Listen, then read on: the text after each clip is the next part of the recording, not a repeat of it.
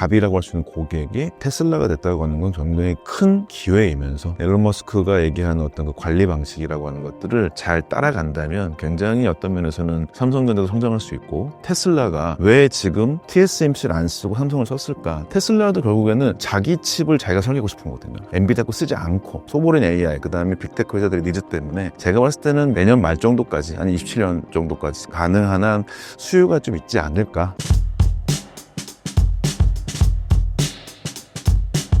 네, 안녕하세요. 저는 산업인력연구소의 박준영이라고 합니다.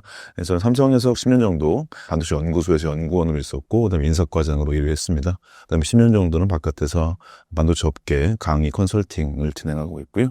얼마 전에는 반도체 쪽에 대해 미래 전망을 했던 한국 반도체 미래 3년이라는 책을 통해서 만나고 있습니다. 신사임당에서 뵈서 대단히 반갑습니다. 최근 삼성전자와 테슬라의 23조 원 계약으로 인해 주가가 좋은 흐름을 보이고 있는데 상황을 전해주신다면요? 삼성전자가 드디어 이제 소위 벼랑 끝에서 뭐 하나 잡은 심정 같지 않을까 싶습니다. 왜냐하면은 반도체 팹이라고 하는 공장은 굉장히 운영할 때 돈이 많이 들거든요. 그러니까 켜놓기만 해도 돈이 많이 들어갑니다. 그래서 이제 실제 파운드리라고 하는 팹이라고 했을 때, 파운드리는 결국에 수주 산업이죠. 수주는 누군가 써주지 않으면 그냥 놀아야 되거든요. 결국에 이제 놀아야 되는 것보다는 훨씬 더 잘 된 상태로 볼 수 있고, 근데 그 수주받은 고객, 갑이라고 할 수 있는 고객이 테슬라가 됐다고 하는 건 굉장히 큰 어떤 기회이면서, 기회는 아시겠지만 위기를 같이 갖고 있기도 합니다.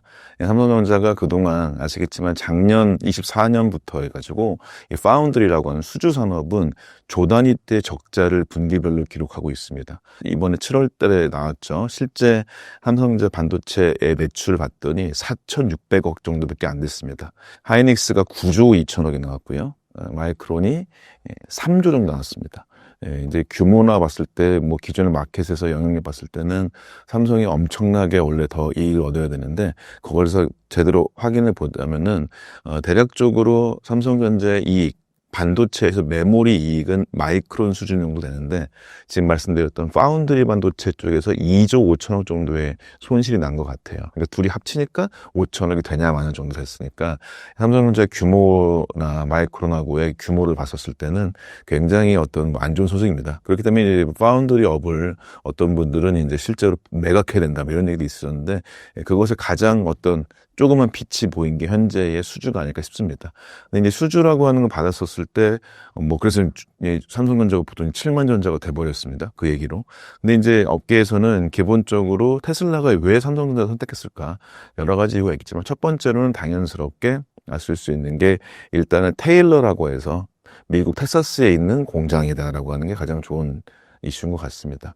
말하자면 그 다음에 이제 앨런 머스크가 이제 서로 이렇게 NCND처럼 말을 안 하기로 이렇게 스크릿으로 얘기하려고 갑자기 이제 트위터에 X에 날렸는데, 결국에는 뭐라고 그랬냐면, 내가 가서 제조 관리할 거다, 뭐 이런 얘기 했다는 거죠. 그 얘기는 뭐냐면은, 삼성전자한테는 일기 기회가 동시에 될 수 있는 게, 테슬라는 어쨌든 간에 이 칩 메이커로서, 그 다음에 수많은 회사들을 소위 수주를 해왔던 걸 봤을 때는, 그 다음에 제조의 자동화나 전문화에 있어서는 굉장히 극단적으로 많이 효율화가 된 회사라고 볼 수 있을 것 같아요. 그래서 이제 앨런 머스크가 얘기하는 어떤 그 관리 방식이라고 하는 것들을 잘 따라간다면 굉장히 어떤 면에서는 삼성전자도 성장할 수 있고, 그 다음에 이제 소위 테일러를 가운데 놓고, 이제 테일러가 텍사스라고 하는 주에서 원래 삼성전자가 사스라고 해서 오스틴이라고 하는 곳의 법인이 1997년 정도 만들어졌었고요. 그 이후에 2022년 정도 때 삼성전자가 이제 신규 팹을 테일러에 짓습니다. 그렇게 하다가 말씀드렸는데 수주가 안 나와서, 그 다음에 이제 어려워서, 예를 들면 실제 삼성전자 임직원들이 주재원 갔다가 6개월 만에 돌아오고 그랬습니다. 보통 주재원은 4년 나가야 되거든요. 그렇게 이제 굉장히 안 좋았었는데, 이 수주를 통해서 이제 또 다른 교두부를 확보할 수 있다는 것이 있습니다. 그렇지만 이것은 테일러 공장이 재가동되려면 기본적으로 6개월은 걸리기 때문에 내년 초 정도에 생산이 될 거고요. 대략적으로 봤을 때 이 생산까지 한다면 테슬라 칩 자체가 이제 AI6라는 정도 칩을 했는데, 그게 실제로 봤었을 때는 내년 말 정도, 내년 하반기 정도의 매출이 발생될 것 같아요. 그것을 봤을 때는 약간 실제 이익이 언제 날지는 1년 뒤로 보시는 게 낫지 않을까 생각이 들긴 합니다. 삼성전자가 AMD 브로드컴의 HBM3 납품을 시작한 것이 HBM 결함 우려를 어느 정도 해소했다고 볼 수 있을까요? 네, HBM3E가 이제 6월 달 정도 때 이제 신고가 났죠. 그래서 이제 실제로 HBM3E라고 하는 게 그동안 여전히 삼성전자가 계속 아킬레스로 갖고 있었던 HBM에 대한 품질 문제라고 하는 것에 대한 이슈를 과연 해결했냐라고 하는 걸로 이제 계속 업계 내에서의 평가가 갈렸었는데, 결국에 이제 마켓에서 10%에서 15% 정도 하이되고 있는 AMD와 브로드컴에 대해서 승인받았다고 하는 것은 굉장히 고무적인 일일 것 같습니다. 그렇기 때문에 이제 HBM이라고 하는 게 3E의 품질 문제 같은 경우 어느 정도 조금 해결된 것 같다라고 하는 게 업계의 전망일 것이고, 그럼 동시에 왜 엔비디아는 승인 안 하고 있을까? 그래서 이제 수많은 뭐 레포트들이나 혹은 해외에 뭐 JP모건이나 GS, 골드만삭스 같은 데 레포트도 마찬가지로 하반기에는 기필코 받을 것 같다는 얘기도 하고, 뭐 저도 이제 아는 얘기로서는 삼성전자에서 내부에서도 되지 않겠니 했는데 저도 이제 말씀드리기가 그런 게, 실제로 엔비디아 3E 승인이 될 수 있을 것 같긴 한데, 그 현상이 실제로 도장을 찍은 다음에 여러분이 투자하셔도 낫지 않을까 싶긴 해요. 그리고 이제 면밀히 봐야 될 게, 실제로 이제 삼성전자가 3E라고 하는 걸 승인을 받게 된다면, 기본적으로 HBM3E의 가격은 떨어지겠죠. 예, 그것을 잘 반영해야 될 것 같은 생각이 들긴 합니다. 하지만 지금 삼성전자가 말씀드린 대로 이 규모에 대비해서, 너무나도 이제 메모리 매출을 봤을 때 3조 정도 넘거든요. 근데 이제 마켓에 대해서 생산량으로 보게 된다면은 삼성전자가 5, 하이닉스가 보통 2, 마이크론 1 정도 잡으시면 됩니다, 대충. 근데 마이크론의 생산량이 4배, 5배 차이 나는데 이익률은 똑같아요.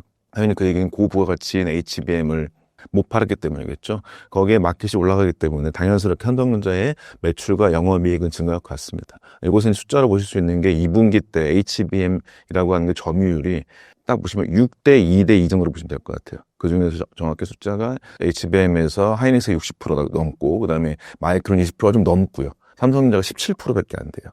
거기에서 이제 차이가 있다고 보실 수도 있을 거고, 거기에서도 마이크론이 22% 정도 되고 삼성전자가 17%인데, 거기서도 이익률 차이가 마이크론이 더 고부가가치 3E를 납품하기 때문에 더 비싼 것이죠. 그 전 걸 납품하기 때문에 이제 삼성전자가 이익률이 적은 거기 때문에, 그런 것 때문에 삼성전자 매출은, 그다음에 이 영업이익률은 승인 받으면 당연히 어느 정도는 극복되리라 보면서도.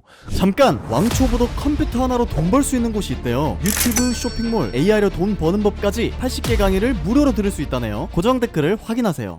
당연스럽게 그 승인을 받았다고 하는 게, 이 이후로도 보통 이 생산하는데 보통 HBM은 웨이퍼 전공정 생산에서부터 후공정까지 다 합치면은 3달 이상이 걸리게 돼 있습니다.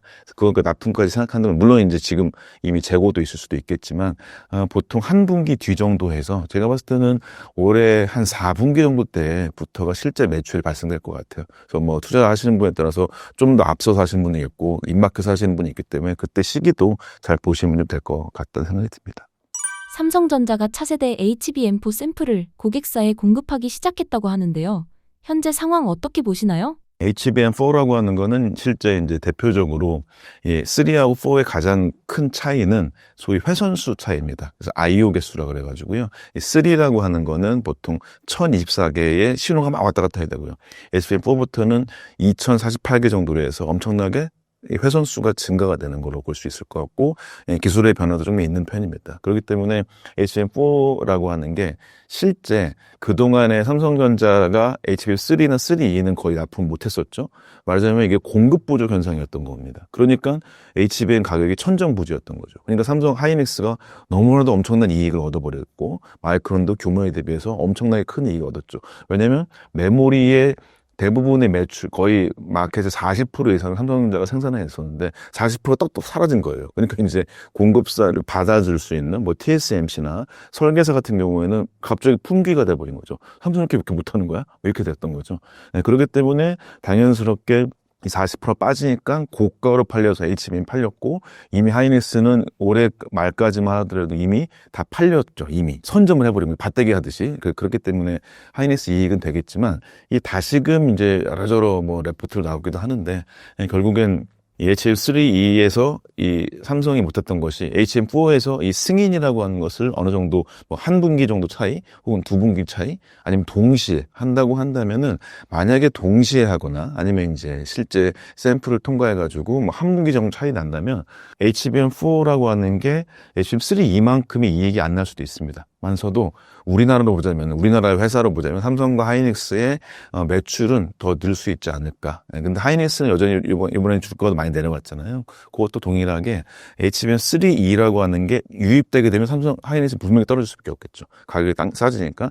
HBM4도 당연스럽게 이제 하이닉스가 샘플은 미리 공급했고 마이크론도 공급했는데 그 기간이 줄어든다고 한다면은 하이닉스도 늘겠지만 옛날만큼은 엄청나게 소위 대장주로서 역할은 덜할 수도 있을 것 같고요.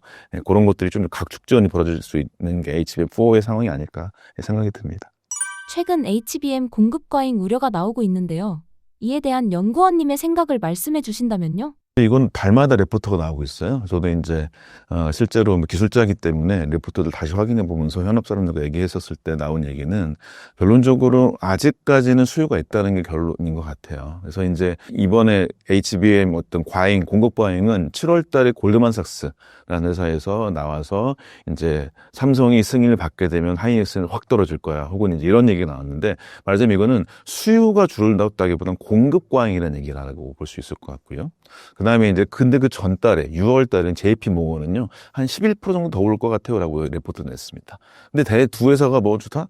미국 회사들이에요. 그러니까 우리가 미국의 투자 회사를 무조건 다 믿을 필요 없습니다.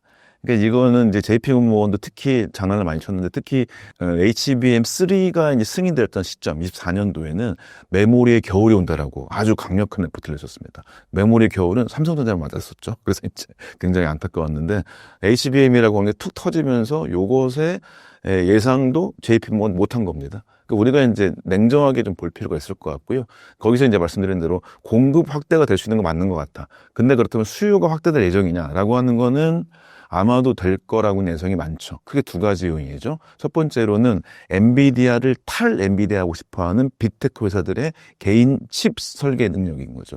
말하자면 지금도 이제 우리가 얘기하는 테슬라가 왜 지금 TSMC를 안 쓰고 삼성을 썼을까? 거기도 테슬라도 결국에는 자기 칩을 자기가 설계하고 싶은 거거든요. 엔비디아 거 쓰지 않고.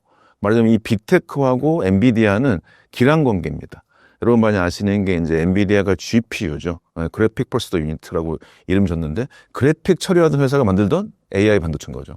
이거 말고 NPU, TPU도 있죠. NPU가 인간의 뇌처럼 생각한다. 뉴로포믹이라고 그런 거. 이런 것들을 대부분 메타, 그 다음에 구글은 특히 이제 텐서플로우 얘기합니다. 자기들이 쓰고 소프트웨어겠으니까 텐서플로우. 그 다음에 나머지 회사들도 테슬라도 마찬가지로 빅테크 회사이기 때문에 자기의 설계를 하고 싶은 거죠. 요것을 하고 싶기 때문에 빅테크 회사들의 니즈가 있을 것 같다.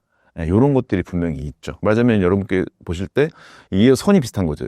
엔비디아랑 정확히 카운터파트인 건 AMD인 거죠. 여기는 칩 설계하는 회사고 브로드컴까지 이 세 회사는 바로 팹리스라는 회사입니다. 근데 팹리스가 애매한 수준이 있어요. 이게 팹리스 회사라고 하는 게 반드시 칩 설계를 할 수 있는데 이 설계도 위탁받을 수 있어요. 예를 들면 요것을 직접 설계하고 싶은 게 위에 있는 빅테크 회사죠. 위라고보다 옆에 있겠죠, 같이. 여기는 같이 협력할 수도 있고 좀 경쟁할 수도 있습니다. 예를 들면 여러분 많이 아시는 SNS 활동은 메타, 구글, 테슬라 등등등. 오픈 AI까지 될 수 있습니다. MS까지 될 수 있겠죠. 얘네들은 다 뭐다? 요쪽 위쪽에서 빅테크를 갖고 있습니다. 소프트웨어 회사들이죠.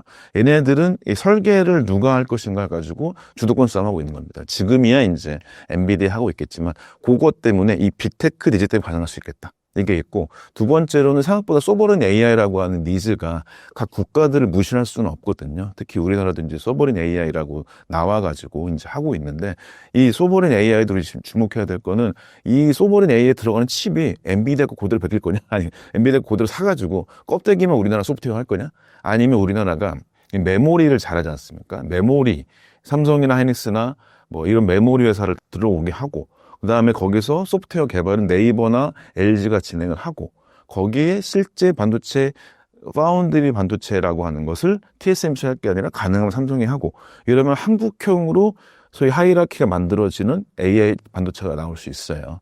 그렇게 된다면 이건 진짜 소버린 AI가 될 수도 있거든요. 그렇듯 이런 형태처럼 우리나라처럼 아주 기술을 다 갖고 있는 것도 있겠지만 각 국가들이 소버린 AI라고 하는 것들을 자기 나라를 위해서도 여러 가지 위해서 할 수 있을 것 같아서 소보린 AI 그다음에 빅테크 회사들의 니즈 때문에 제가 봤을 때는 뭐 내년 말 정도까지 아니 27년 정도까지 저도 책에 썼는데 27년까지는 가능한 한 수요가 좀 있지 않을까. 물론 아시겠지만 단가는 떨어질 수 있습니다. 그렇지만 수량 자체가 많아지기 때문에 뭐 아주 줄거나 이런 정도는 아니지 않을까 생각이 들긴 합니다. 이번에 SK 하이닉스 독주 체제가 깨질 가능성이 높아졌다고 볼 수 있을까요? 그게 이제 말씀드린 대로 HBM 삼성 수주 여부가 가장 클 수밖에 없는 겁니다. 워낙에 말씀드렸다시피 캐파 자체가 크기 때문에 40% 이상이었다고. 그러니까 100에서 40%가 없어진 상태나 마찬가지라서 들어가게 된다면은, 그러니까 하이닉스 독주라고 하는 게 기술력이 하도 앞서야 되는데 HBM3E가 지금 승인 났다고 하는 거는 물론 조금의 기술 차이 분명히 있습니다. 왜냐면 약간 실제로 엔비디아 승인 받을 때 하이닉스는 고객이 원했던 스펙보다 좀 더 성능이 좋았었어요. 삼성은 좀 저스트를 맞췄던 상황입니다. 그러니까 이 정도의 상황인 것이지. 그래서 이제 하이닉스가 삼성보다 엄청나게 뛰어나요. 그거 당연히 HBM4의 승인 여부의 기간에 따라 달라질 수 있겠죠. 그 상황이 만약에 유사하다고 친다면 독주가 될 수는 없을 것 같아요. 그래서 이제 뭐 투자자들이 많이 보실 때, 왜냐면 이제 하이닉스가 이때 확 투자해서 확 벌었으면 좋을 텐데 생각보다 라인 증설을 많이 안 했습니다. 예를 들면 청주 공장에 원래 낸드를 만드는 공장을 전환해가지고 이제 HBM 공장으로 변환시켰거든요. 근데 이제 훨씬 더 캐파 투자했어가지고 확 벌었었으면 몰랐는데 그렇게 하지는 않았고, 그러니까 이제 캐파가 유지되는 상태겠죠. 근데 이제 거기서 캐파가 굉장히 큰 삼성이 들어옵니다. 그러면은 이 어쨌든 승인 어떤 기간의 격차에 차에 달라겠지만 하이닉스 독주라고 하는 것까지 하기는 어려울 것 같아요, 제가 봤을 때.